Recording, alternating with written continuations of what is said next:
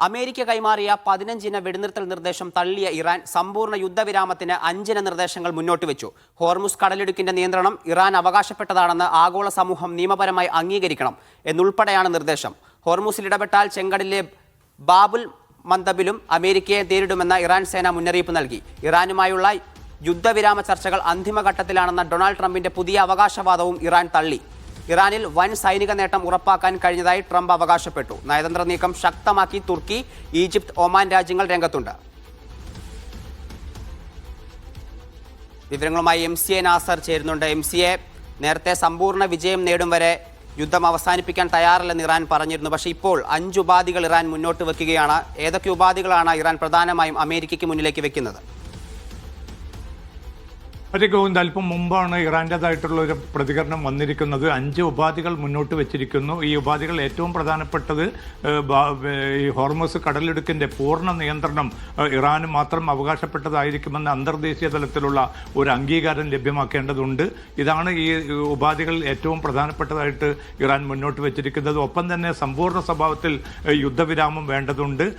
ഇപ്പോൾ നടത്തിയിരിക്കുന്ന യുദ്ധത്തിൽ ഇറാൻ നേരിട്ടിരിക്കുന്ന നാശനഷ്ടങ്ങൾക്ക് കൃത്യമായിട്ടുള്ള നഷ്ടപരിഹാരം ഉറപ്പാക്കേണ്ടതുണ്ട്. ഭാവിയിൽ ഒരു നിരക്കുള്ള ആക്രമണവും തങ്ങൾക്കെതിരെ ഉണ്ടാകില്ലെന്ന് രേഖാമൂലം തന്നെ അമേരിക്കയും അന്തർദേശീയ സമൂഹവും ഉറപ്പു നൽകണം എന്നതുൾപ്പെടെയാണ് ഈ 5 ഉപാധികൾ ഇറാൻ മുന്നോട്ട് വെച്ചിരിക്കുന്നത്. പക്ഷേ ഇതുമായി ബന്ധപ്പെട്ട അമേരിക്കയുടെ പ്രതികരണം ലഭ്യമായിട്ടില്ല. ഇന്നലെ രാത്രിയോടുകൂടിയാണ് പാകിസ്ഥാൻ മുഖേന 15 നിർദ്ദേശങ്ങൾ അമേരിക്കയും ഇസ്രായേലും ഇറാന് സമർപ്പിച്ചിരിക്കുന്നത്. അതിൻ്റെ ഔദ്യോഗികമായിട്ടുള്ള ഒരു പ്രതികരണം ഇന്ന് രാത്രിയോടുകൂടി കൈമാറുമെന്ന് ഇറാൻ അറിയിച്ചതായിട്ടാണ് ഇപ്പോൾ പാകിസ്ഥാന്റെ വിദേശകാര്യ മന്ത്രാലയ വക്താവ് വ്യക്തമാക്കിയിരിക്കുന്നത്. പക്ഷേ ഇപ്പോൾ നേരത്തെ അൽ ജസീറക്ക് നൽകിയ പ്രതികരണത്തിൽ ഇറാൻ വ്യക്തമാക്കിയിരിക്കുന്നത് ഈ ട്രംപ് മുന്നോട്ട് വെച്ചിരിക്കുന്ന 15 നിർദ്ദേശങ്ങൾ ഭൂരിഭാഗവും അസംബന്ധപൂർണ്ണമാണ്, അതോടൊപ്പം തന്നെ യുക്തിരഹിതമാണ് എന്നൊരു പ്രതികരണമാണ് ഉള്ളത്. എന്തായാലും ഔദ്യോഗികമായി തന്നെ ഈ 15 നിർദ്ദേശത്തോട് ഇന്ന് രാത്രി തന്നെ ഇറാൻ പ്രതികരിക്കുമെന്ന റിപ്പോർട്ടുകളാണ് ലഭ്യമായിക്കൊണ്ടിരിക്കുന്നത്. അതേസമയം മേഖലയിൽ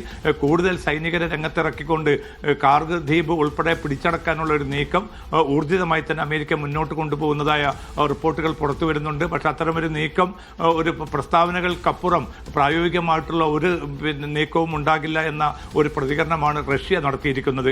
ഹരി ഗോവിന്ദ്.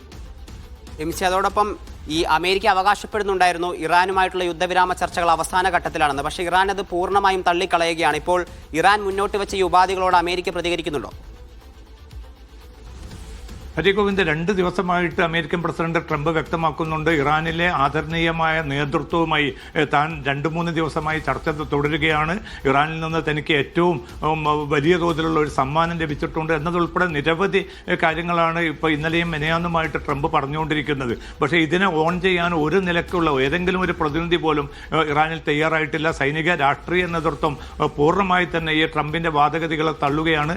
ഒരു നിലക്കുള്ള ചർച്ചയും ഇല്ല. അതുമാത്രമല്ല, തുറന്ന ചർച്ചകൾക്ക് തങ്ങൾ പ്രത്യക്ഷമായോ പരോക്ഷമായിട്ടുള്ള ചർച്ചകൾക്ക് തങ്ങൾ തയ്യാറല്ല എന്നുകൂടി അസന്നിഗ്ധമായി തന്നെ സൈനിക രാഷ്ട്രീയ നേതൃത്വം വ്യക്തമാക്കുന്നുണ്ട്. പക്ഷേ ആരുമായിട്ടാണ് ഈ ചർച്ച നടത്തിയത് എന്ന് ഇതുവരെയും വെളിപ്പെടുത്താൻ ട്രംപ് ഭരണകൂടം തയ്യാറായിട്ടുമില്ല. പക്ഷേ ഇറാനിൽ തങ്ങൾ വലിയ സൈനിക നേട്ടം കരഗതമാക്കിയെന്നും അതിനെ താറടിച്ചു കാണിക്കാനുള്ള നീക്കമാണ് ഇപ്പോൾ ഡെമോക്രാറ്റുകളും അതോടൊപ്പം തന്നെ തീവ്ര ഇടതുപക്ഷവും ശ്രമിക്കുന്നത് എന്ന ഒരു കുറ്റപ്പെടുത്തലാണ് ഇന്ന് വൈകിട്ട് ട്രംപ് നടത്തിയിരിക്കുന്നത്. ഹരി ഗോവിന്ദ്.